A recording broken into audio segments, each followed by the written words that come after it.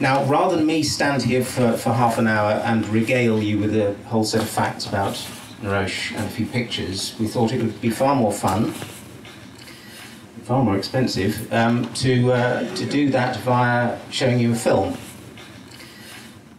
Now, I thought, how should I introduce that film, which speaks for itself in many ways? And it occurred to me, should I be formal about it, and should I tell you what the targets were that we set out having to try and achieve in return for our lottery grant? And I thought, no, that'd be dreadfully dry. And quite apart from anything else, it doesn't convey what we've been about. Now, it's true that the targets that we did commit ourselves to as part of our Landscape Partnership Scheme agreement with Heritage Lottery Fund, we have achieved. We have achieved all of our targets. But yes, we've got X kilometres of trail, we've got X hectares of restored habitat, we've got X number of teachers who've been trained, we've got X number of volunteer hours that have been collated. But that doesn't begin to reflect the true value of the experience for all of us. Because ultimately it's just about numbers, and I thought in a way it's better to convey what we've been about by talking about ingredients and how we put those ingredients together, not really knowing what would actually come out at the other end. So if there was some sort of metaphorical sort of recipe list that we would have put together at the very beginning, some of its components would have been, first of all, a desire to restore something to the forest which had been lost, in ecological terms and in social terms. And I think the Forestry Commission, I work for the Forestry Commission, but I do think we deserve some credit for having, not me, the far-sightedness to actually embark on that. The other ingredients included a huge and at times very traumatic harvesting of timber from the forest in order to create the sort of open spaces that we needed. Throw in a herd of 100 longhorn cattle and let them wander around a little. Throw in many tons of aggregate, fence posts, gates, and everything else that physically goes to creating trails. Throw in a rich history and a desire to explore that history and to document that history amongst the local community. Throw in a creative seam of talents to sculpt and to make and to tell stories about the landscape.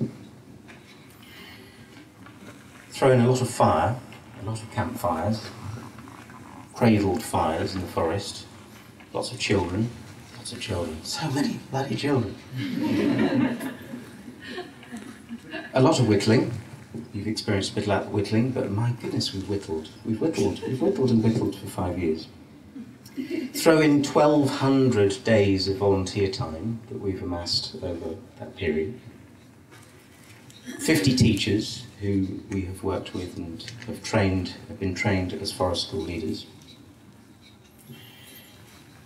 And finally, and most importantly, throw in a relationship between organisations and local people that we've tried to be on equal terms. Put all of those ingredients into one big, huge melting pot that is this landscape. Give it a stir, and that's when the alchemy begins.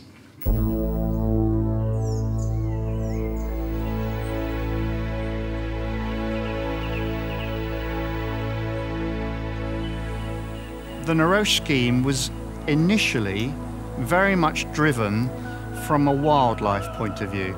That's where the Forestry Commission was coming from.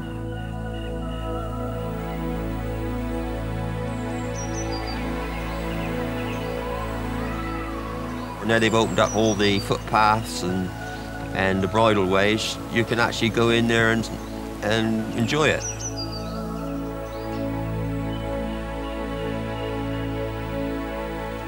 In essence, it's about people and it's about landscape.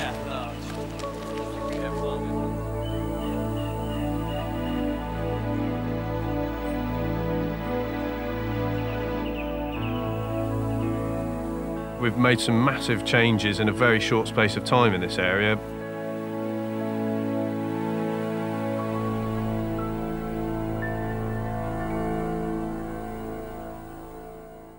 We wanted a way in which we could have a dialogue with the community about some really quite crucial decisions. The best fit for this area was to restore some of that really valuable habitat and to expand it so that into the future it went forward into a much more valuable and robust habitat that was linked throughout the landscape rather than just in isolated pockets. One of the first things that, in fact, we did in producing the bid was to set up a local stakeholders group. They were instrumental in the development of the forest design plan, and as a result we got a much richer, much deeper dialogue and feedback from people.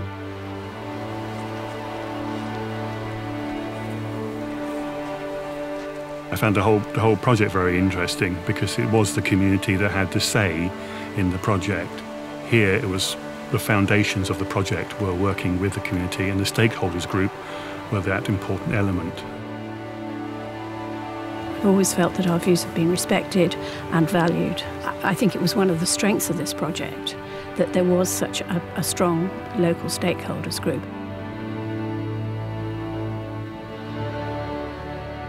As the project team started to work in the area and work with the community, because being an HLF bid, it had to have community involvement.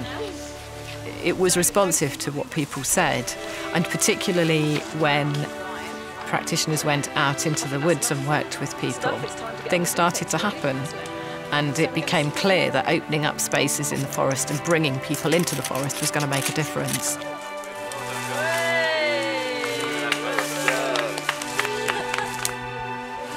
Shave bits off their lip. And it was really good to see families playing and learning together in a structured and held environment. My mum can't do it. There's been a whole series of different events and things have taken place, sort of openings of things have been quite effective. Probably one of the most standout ones was when we opened up the Here Path. And it started in a field and a farm not far away from here, and all of a sudden all these horse riders left the field and headed off to go around to circumnavigate the Neroche Here Path. Hare paths were ancient trackways between settlements, and they were quite important trade and communication routes. There were two that passed through the Neroche area, and the modern day interpretation of the word hare path is people's path, which is why the name was adopted for the trails for the Neroche Scheme.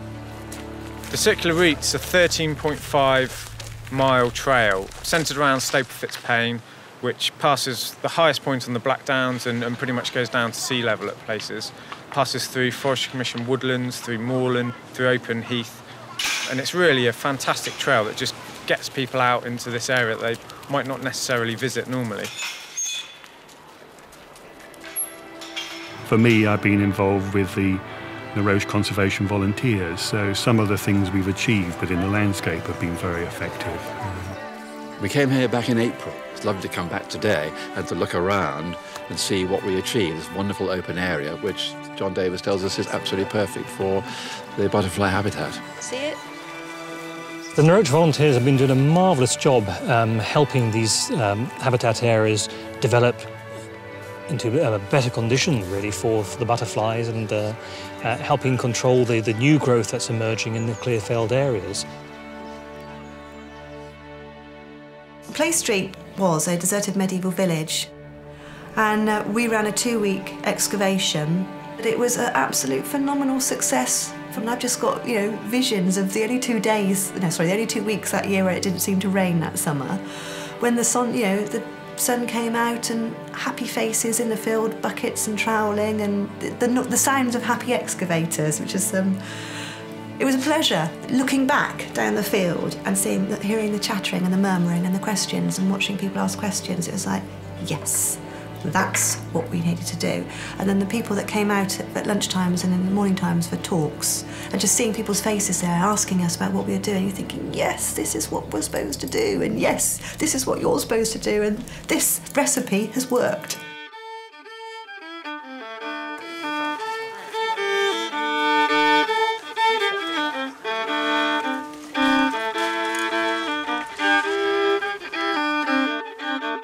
think the Neroche scheme as a whole has started to tell the story of this place and pull together threads of the story of this place and if you like, weave a new story as well in different ways. So with Punky Night, which for me was an amazing event. It was really hard to put on. And I remember the night here, and there were a lot of people, but that was a new thread that was created as part of the history of here.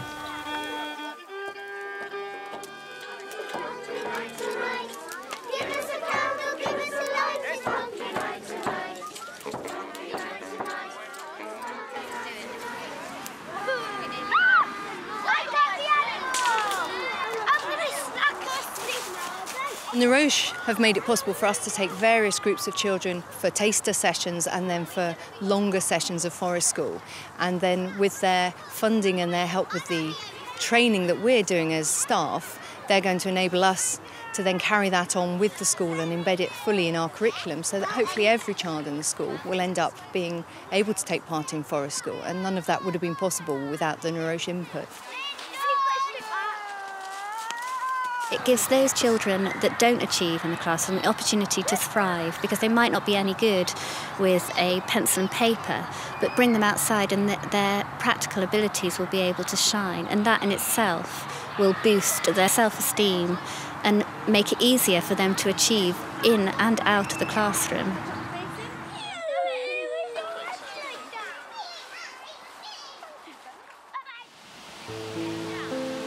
What's been fantastic is that when I came to this project 5 or 6 years ago and with the creative interpretation strategy, I thought that was it. I thought that was the only involvement.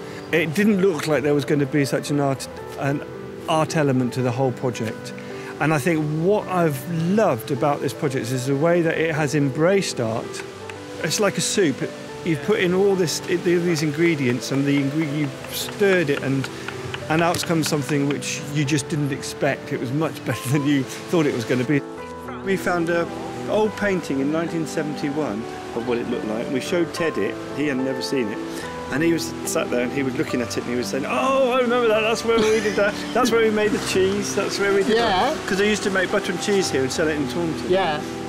I think the important thing about the arts element is to do with it strengthens the interpretation and the legacy of the project. I think, say for instance, on Michael, we got not only involved with, say, the Touching the Seasons, but got very involved with helping out with the art hitting and most of the photographs in the Neroche book, which was the publication produced at the end of the project. And the book just grew and grew and grew.